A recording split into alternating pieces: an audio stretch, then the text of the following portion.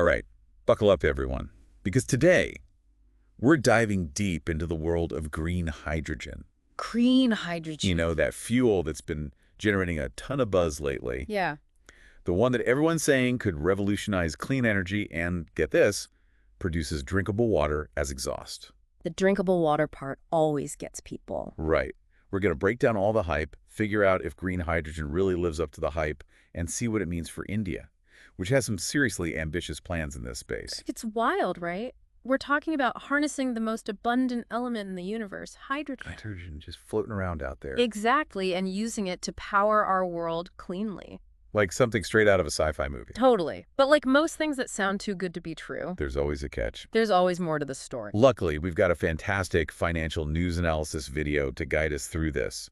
We'll unpack green hydrogen's potential, the roadblocks it faces, and how it all ties into, get this, the Adani Group's big comeback plans in the petrochemicals sector. Oh yeah, Adani's back in the game. They're making some bold moves. Yeah. And you'll see these two stories, green hydrogen and Adani's petrochemical ventures. They're way more connected than you might think. They're totally intertwined. Okay, before we get ahead of ourselves, Right. let's break down this whole green hydrogen thing for our listener. Green hydrogen 101. A fuel that emits only water. Only water. Is that even possible? It is, but there are a few caveats. See, hydrogen is everywhere, but it doesn't just hang out on Earth in its pure form. Oh, okay. It's bound up in other compounds, like water. Got it. So we need to extract it, which takes energy. And the way we produce that hydrogen, well, that determines its environmental impact. So it's not all created equal. Nope. And that brings us to the concept of, wait for it, Hit me with it. color-coded hydrogen. Hold on, hydrogen comes in colors now.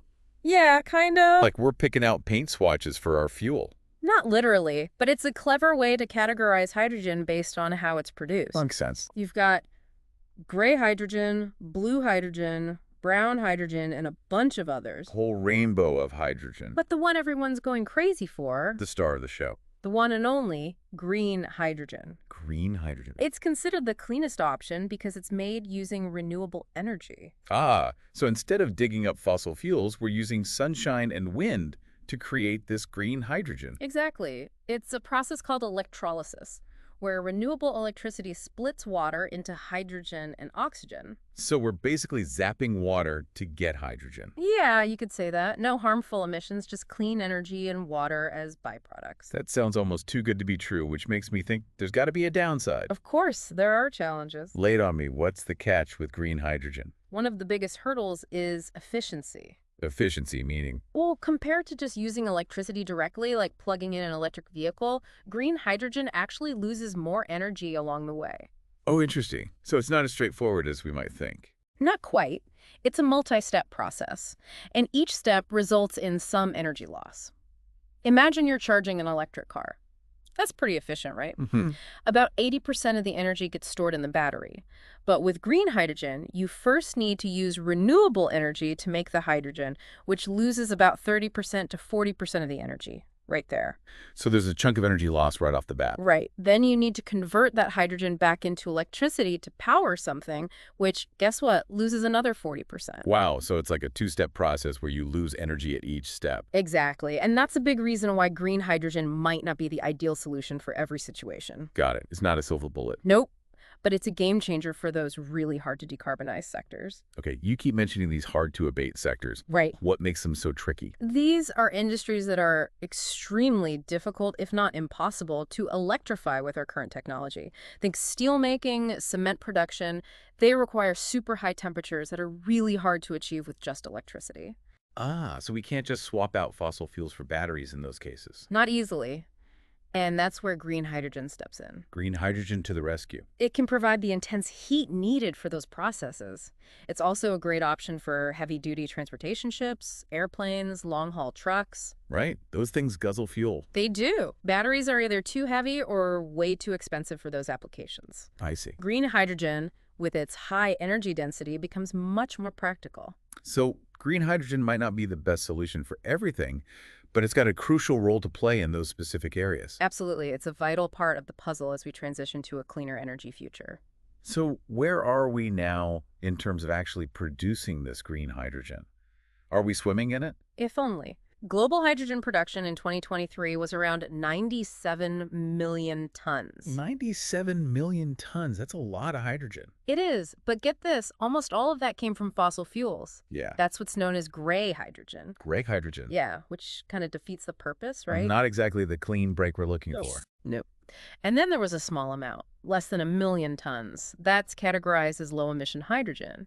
But even that relies on carbon capture tech, which is still pretty new and not widely adopted. So not quite the perfect solution yet. Right. And now for the star of the show, green hydrogen.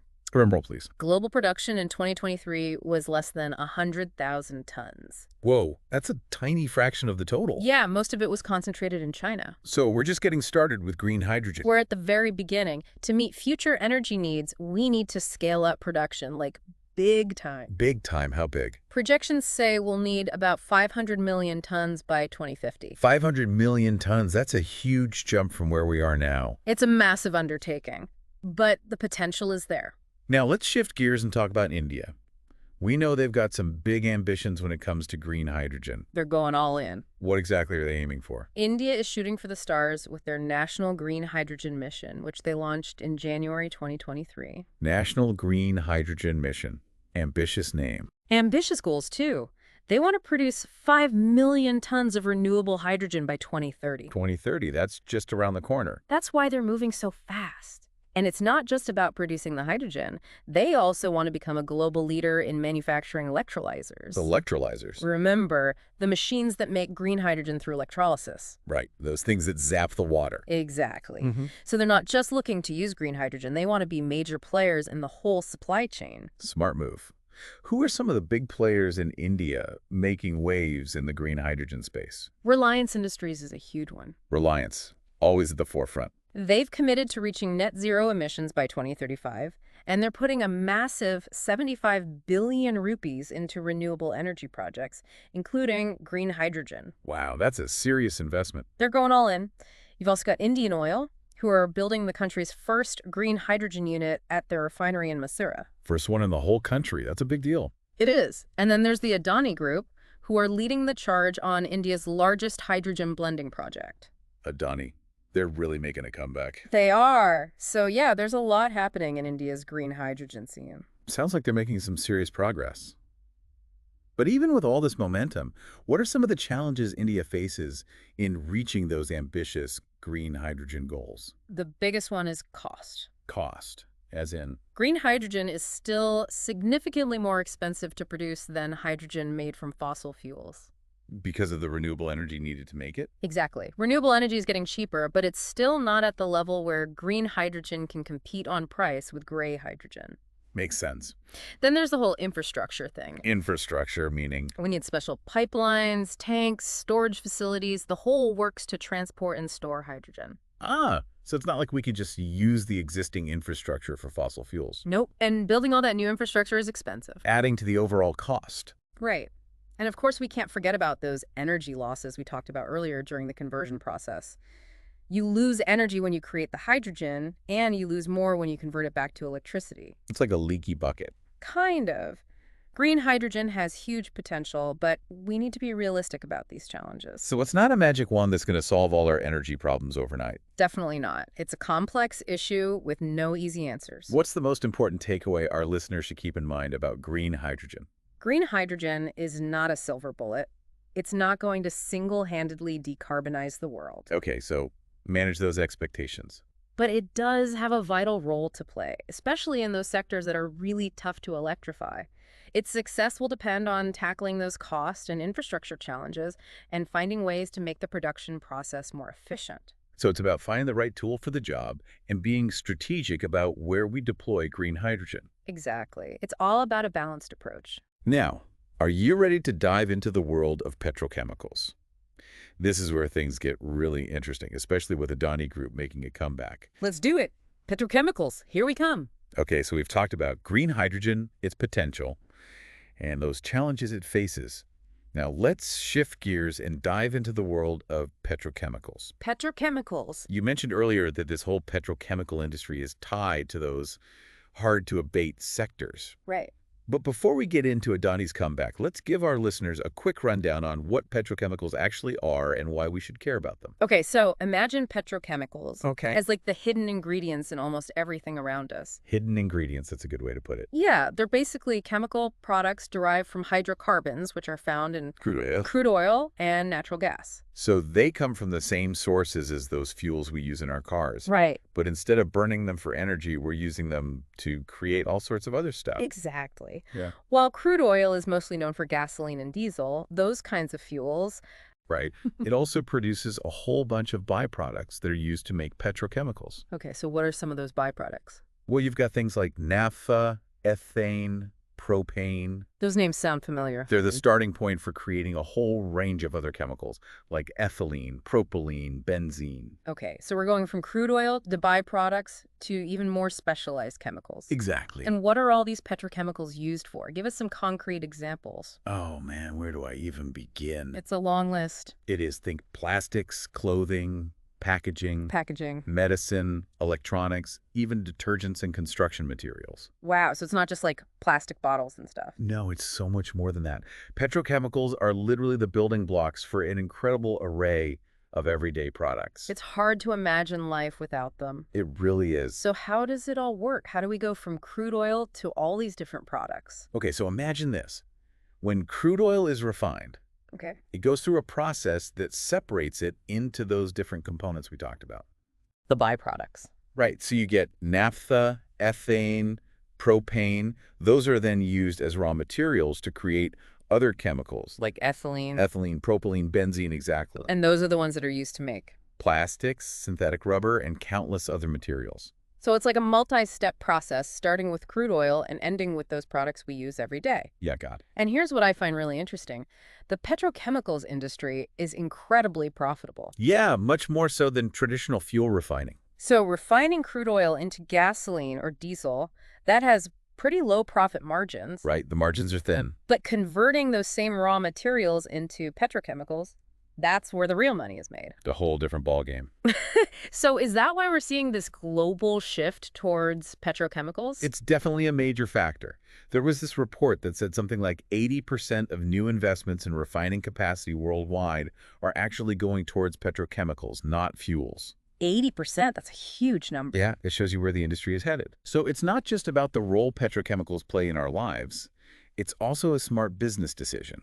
Absolutely. What's driving this trend? Well, a couple things are happening. First, you've got the rise of electric vehicles and renewable energy. Right. So the demand for those traditional fuels like gasoline and diesel, It's starting to flatten out. yeah, or even decline in some places. Makes sense as people drive less gas-powered cars. Exactly. But at the same time, the demand for petrochemicals, that's just continuing to grow. So even as we're trying to move away from fossil fuels, we're still reliant on them for all these materials. It's a bit ironic, right? It is. It shows just how complex this whole energy transition really is. Yeah, there are no easy answers here. Okay, so we've got this booming petrochemicals industry, this growing global demand. Right. Where does India fit into all of this? India is actually on the cusp of a major petrochemical boom. A boom. Tell me more. Well, right now, their per capita consumption of petrochemicals is relatively low. Compared to other countries. Yeah, it's about 10 kilograms per person per year. Okay. The global average is closer to 30 kilograms. So there's a lot of room for growth there. A ton of room. What's driving that potential growth in India? Well, you've got rising incomes, which means people have more disposable income to spend on products. Products that use petrochemical. Exactly. Rapid urbanization is also a factor. More people moving to cities. Right, which means more demand for housing, infrastructure, all that stuff. All of which requires those petrochemicals we've been talking about. That's right. And let's not forget about those expanding industries in India. Right. Packaging, textiles, construction, automotive, all these sectors rely heavily on petrochemicals. And those are some of the fastest growing industries in India. Exactly. So you've got this perfect storm for expansion in their domestic petrochemicals industry. It sounds like a huge opportunity. It is. And the Indian government is taking notice. What are they doing?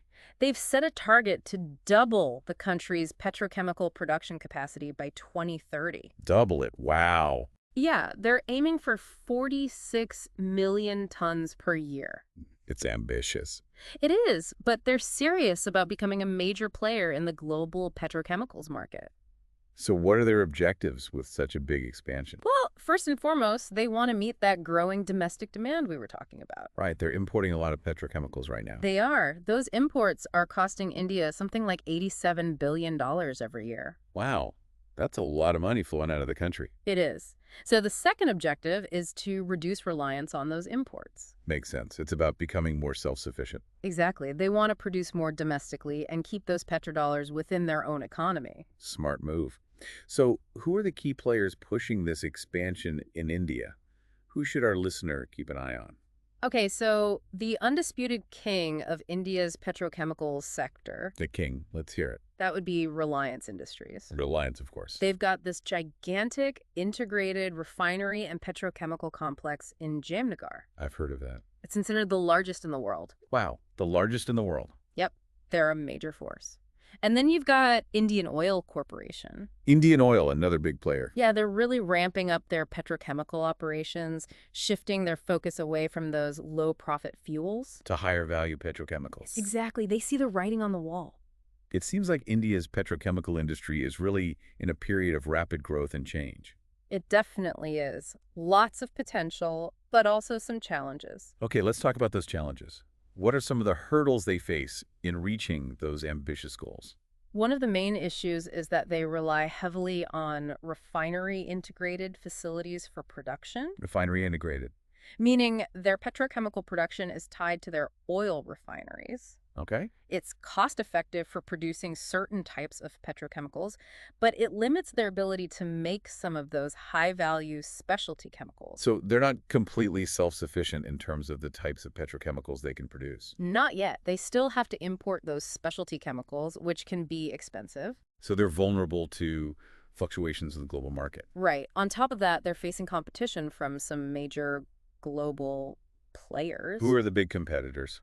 Well, China is a huge one. China, makes sense. They have this massive petrochemicals industry and a big cost advantage because of their natural gas resources. So it's not just about ramping up production for India, it's about being able to compete on a global scale. Exactly. And then there's the whole sustainability issue. Right, we can't forget about that. The world is pushing for a circular economy where materials are reused, waste is minimized. A more sustainable approach. Right. And that's putting pressure on petrochemical companies everywhere to rethink their processes. So it's not just about producing more, it's about producing smarter. Exactly. India has to find a way to grow its industry while adopting more sustainable practices. Which could require some significant investment. Yeah, new technologies, infrastructure, the whole nine yards. It's a balancing act for sure. It is. But if they can pull it off, they could become a leader in sustainable petrochemical production. That would be impressive. It would be.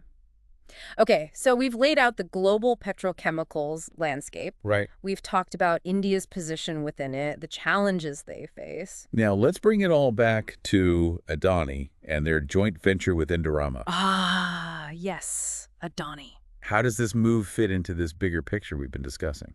Well, by partnering with Indorama, who's a global giant in the petrochemicals world, Right. Adani is basically diversifying their portfolio and jumping headfirst into this high-growth industry. Smart move, especially with fuel demand leveling off. It's all about adapting to the changing energy landscape. And for Adani, it's kind of a comeback story, remember? They had that whole PVC plant a while back. Exactly. What happened with that? Okay, so rewind back to 2021. Back in 2021, Adani wanted to build this huge PVC plant. TVC, that's polyvinyl chloride, right? Right, the stuff they use in pipes and flooring and all sorts of things. So why PVC? India imports a ton of it, something like 60% of their supply. Wow, that's a lot. Yeah, it costs them a fortune. Adani's goal was to build this plant that could produce 2 million tons of PVC annually. Domestically. Yeah, which would have significantly reduced those imports and boosted their domestic production. That makes sense. It was a bold move, but then things went south. What happened? Well, after that Hindenburg report came out. The report that questioned Adani's financial dealings. Exactly. Investors got spooked. Understandably. The funding for the project dried up, and it was put on hold. So this joint venture with Indorama is a way for Adani to get back into the petrochemicals game. Exactly.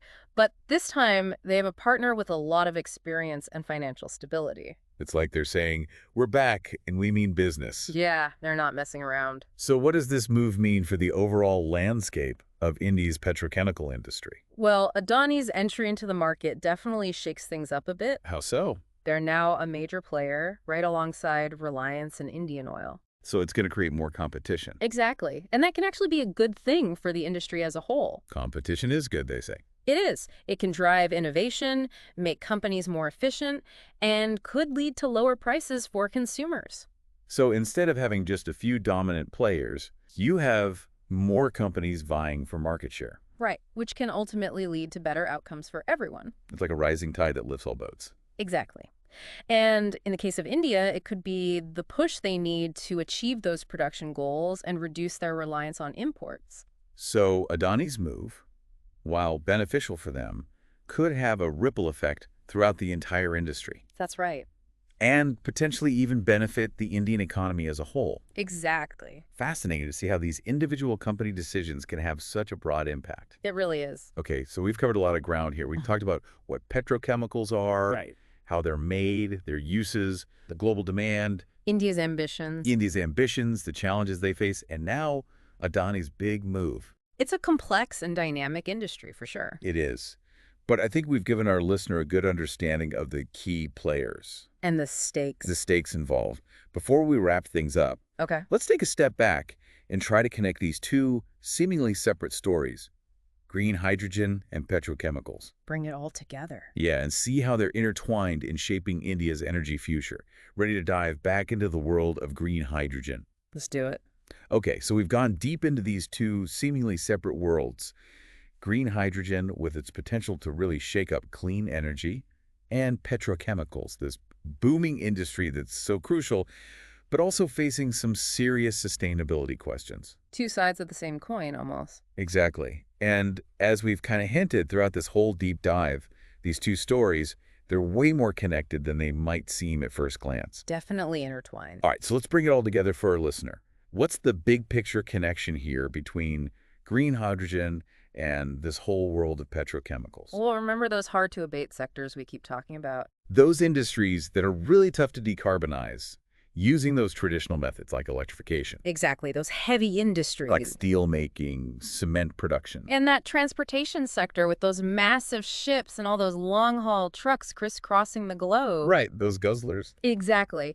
And here's the thing, those sectors, they're not only heavily reliant on fossil fuels, but a lot of them are also major consumers of Petrochemicals. petrochemicals. Think about all the plastics, the synthetic materials, all those different products derived from petrochemicals that are used in those industries. So we're talking about industries that are both big emitters of greenhouse gases Yeah. and big users of products made from fossil fuels. It's a double whammy when it comes to A sustainability. real 1-2 punch. But here's where green hydrogen comes in. Our knight in shining armor. Well, it has the potential to be. Remember how we talked about its ability to decarbonize those hard-to-abate sectors? By offering a cleaner alternative to those fossil fuels, Exactly. Instead of burning fossil fuels to power those industries and create those petrochemicals, we could be using green hydrogen. I see where you're going with this. It could be used to generate those super high temperatures needed for steelmaking and cement production.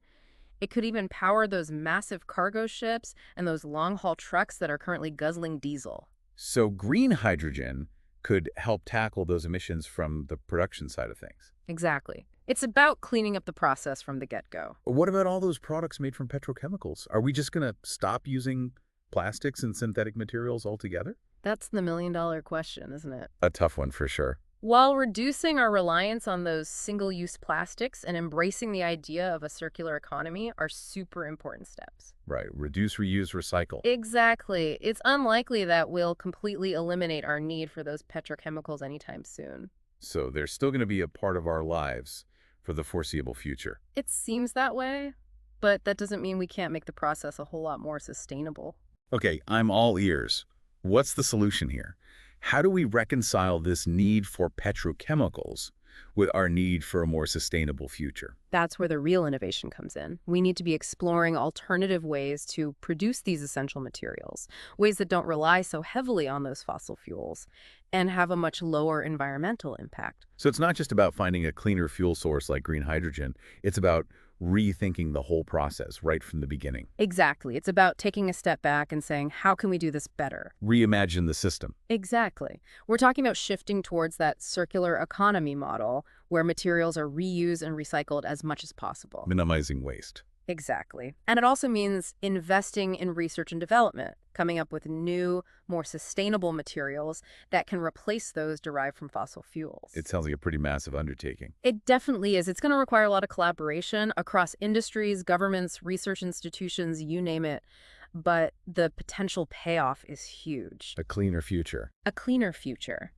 By making this shift to a more sustainable model, we can actually create a future where economic growth and protecting the environment, they go hand in hand. That's the dream. It is. And this is where India is in a really interesting position. They've got those big, ambitious goals for both green hydrogen and petrochemical production. Try to do it all. They are.